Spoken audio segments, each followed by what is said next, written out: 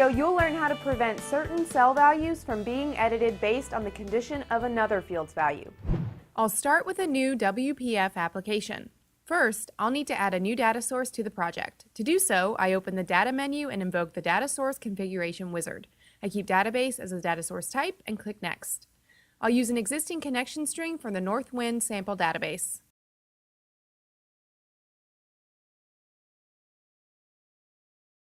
Finally, I'll select specific columns from the products table of the database and click Finish to complete the wizard.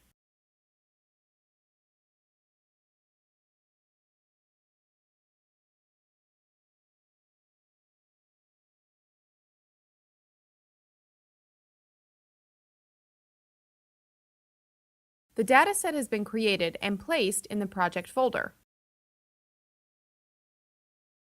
From the toolbox, I drag and drop a new grid control onto the window.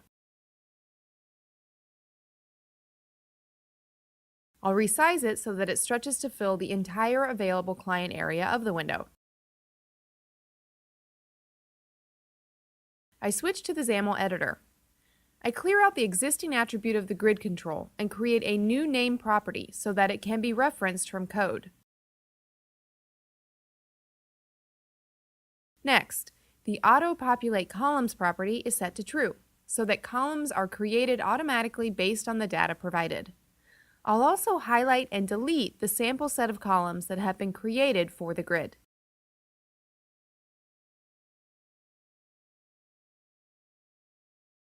I set the Auto Width property of the table view to true.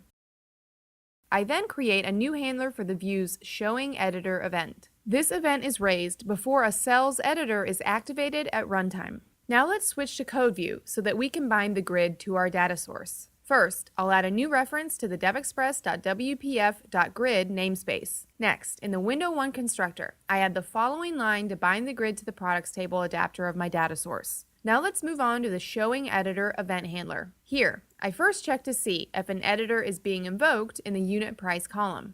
If not, then no further processing occurs. If the editor is being invoked in the unit price column, then the process is canceled if and only if the Boolean value of the discontinued field is false. So basically, if a product has been discontinued, then the value of the unit price column can no longer be edited.